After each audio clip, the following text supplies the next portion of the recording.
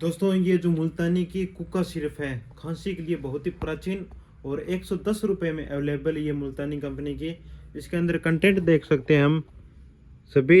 इसके अंदर आयुर्वेदिक कंटेंट हैं और ये खांसी के लिए बहुत ही अच्छी मानी जाती है, जैसे नज़ला, एलर्जी, खांसी, जुकाम, नाक बहना व गले में खराश। इन सभी के अंदर ये बहुत ही शानदार इस्तेमाल की जाने वाली खांसी की आयुर्वेदिक दवा है।